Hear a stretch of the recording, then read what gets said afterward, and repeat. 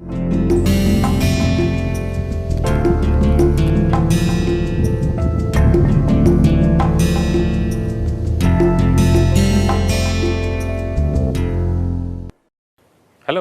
welcome to Basics of Finite Element Analysis. This is the 5th week of this particular course, and today is day 2 of this week. Yesterday we learned how to develop element level equations, and today we will extend that discussion in context of the overall assembly. So what we will do today and possibly also tomorrow is figure out that how do we assemble all these different element level equations and bring them up to an assembly level. So with that intent in mind, we will first define the domain.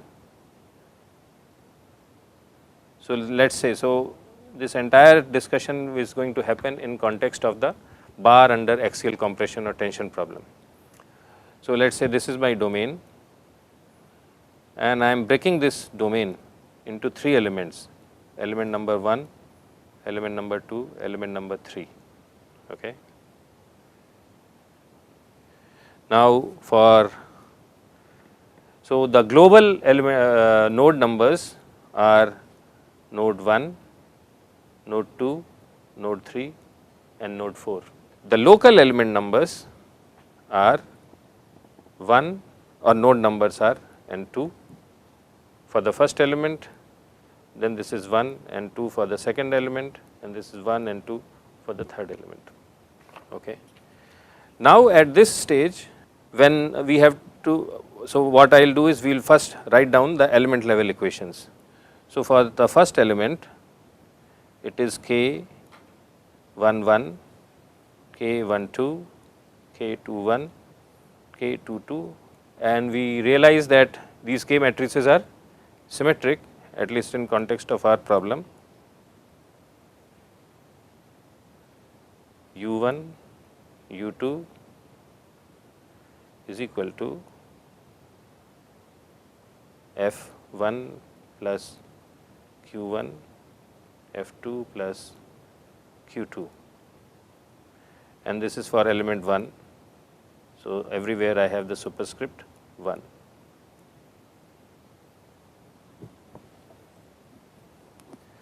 So this is for element 1. For element 2, I have similar equations, but the superscript simply changes.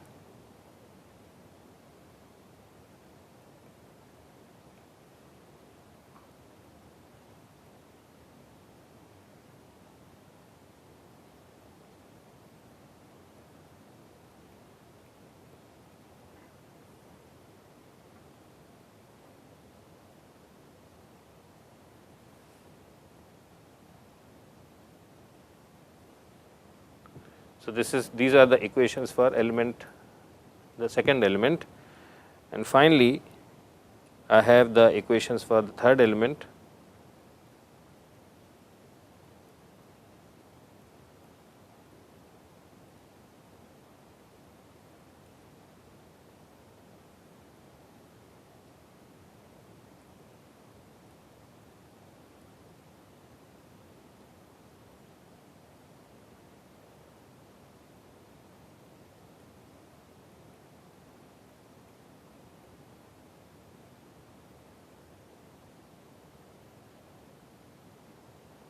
Okay.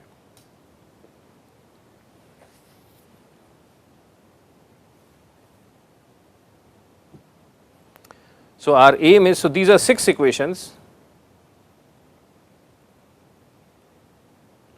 Why do I have 6 equations? Because I have 3 elements and each element has 2 nodes. If it was a quadratic element, it would have 3 nodes, then we would have 9 equations. Okay. So if there are 3 linear elements, then we get 6 equations. If there are 3 quadratic, then we get 9 equations, and so on and so forth. But ultimately we want only 4 equations because there are 4 actual independent nodes. Okay. So how do we do that? So we do that by understanding 2 important principles. The first principle is that because in element 1 and in element 2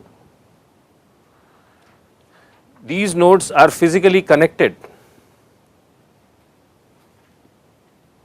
it means that the displacement of U2 is same as displacement of node 2 of first elements and node 1 of second element. Okay. So, this is based on, suppose there was a crack here, then we could not have made this assumption. Okay. But because these are physically connected, it means that U2 for the first element equals U1 of the second element. If this was the case of temperature heat conduction problem, there U corresponds to temperature, then the same thing would hold. There temperature of node 2 for the first element would be same as temperature of node 1 of the second element. Okay. So, first thing is that we write down these equalities. So, these are known as continuity conditions.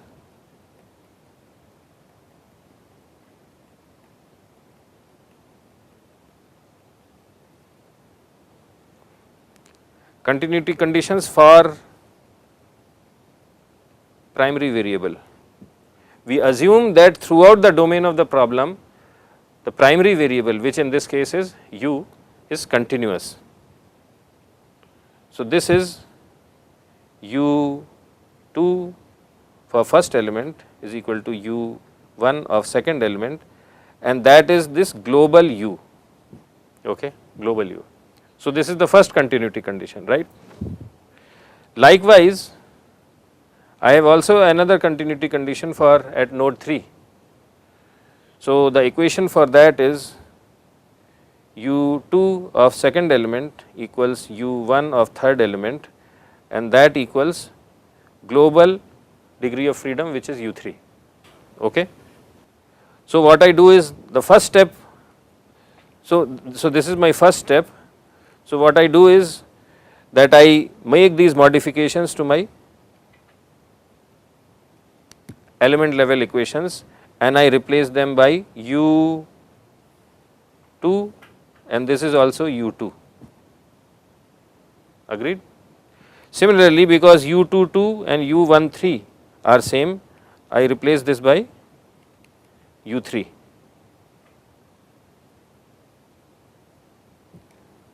And then of course, I realize that U11 is same as U1 and U23 is same as U4, agreed. So, I replace this by U1 and I replace U23 by U4. So, what I have done is, so at this stage that I have replaced element degrees of freedom with global degrees of freedom. See, all these individual displacements at nodes, they are degrees of freedom.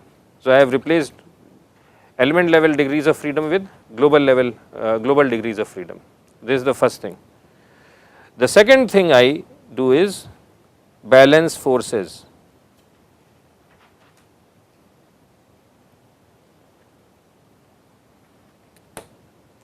Second thing is that I balance forces. What does that mean? Okay. Now, I had said that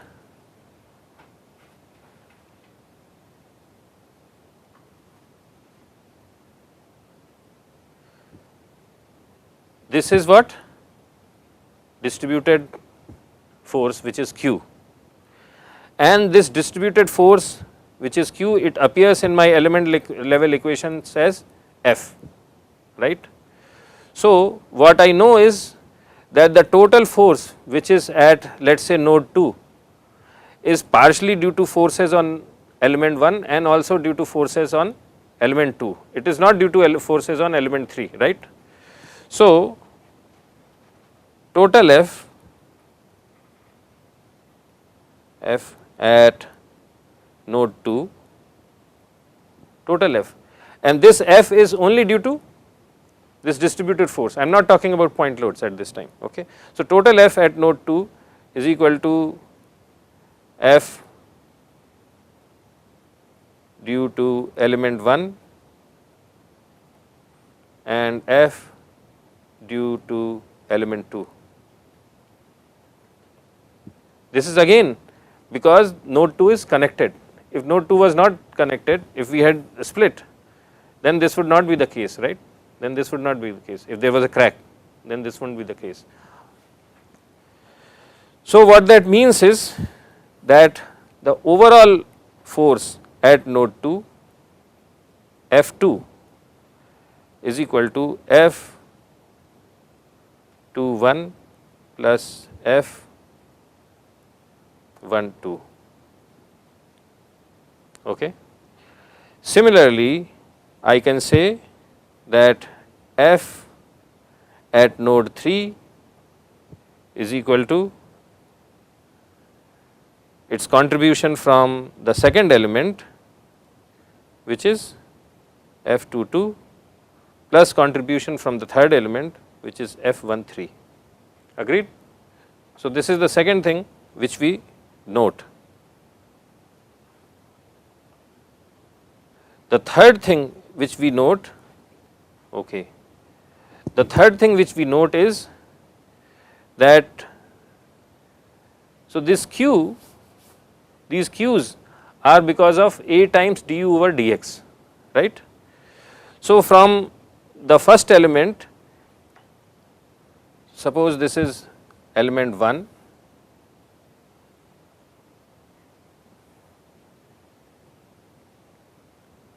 and this is 3, third node.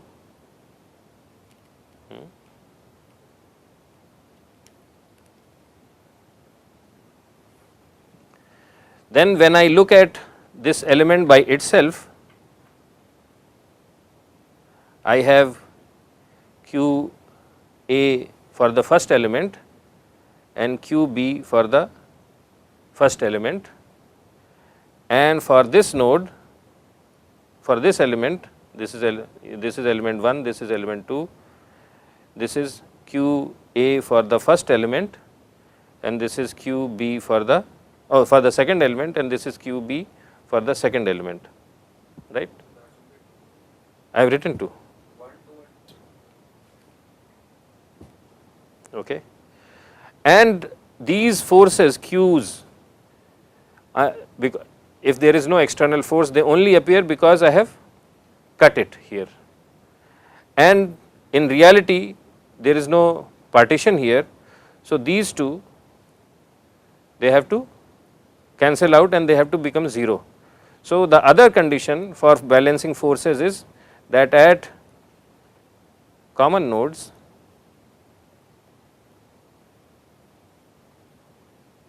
sum of Q's is 0, okay. And that is what we also see through the definition, because what does this mean? A du over dx at x is equal to x2. So, this is what QB minus A du over dx at x is equal to x2, this is QA, and I am computing both the things there. So, this will be 0, okay. So, mathematically also this is there. So, what it means is that when I do my assembly level equations, I have to do two things. One is that I have to replace local degrees of freedom with global degrees of freedom, and also simultaneously ensure the continuity conditions for U. The second thing is that at interfaces I have to add up the forces, right. So, I have to add up F and I also have to add up Q's. So, the way I add up these F and Q's is basically this is these two equations, I add them up, these two equations, right. When I add them up, what do I get? I get sum of F12 and F21 and Q12 and Q21, right. So, I add them up. Similarly, I add these equations.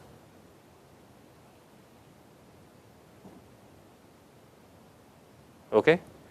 So first stage is I employ the continuity conditions and replace local degrees of freedom by global DOFs, and then second I add up forces at nodes which are common. Okay. So when I do that, what do I get? I get my first equation is still same.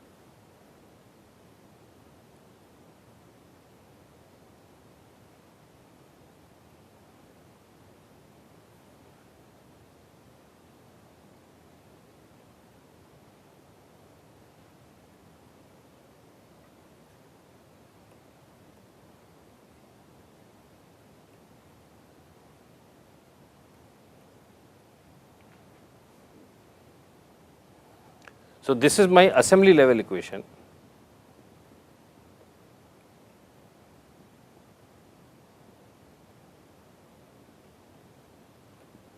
And I know that when I add up Q's at the interfaces, their sums are 0. So this is gone. Similarly, Q3 is gone. So, and the definition of, so what is K1? So this is global, this is my global K matrix, right, global K matrix. So what is K11? It is equal to K111. What is K12? It is K121. Basically I am just, right, this is my equation 1. The sum of these two, this is sum of these two, second equation and third equation is my second equation, global assembly equation, right. So this gives my second equation,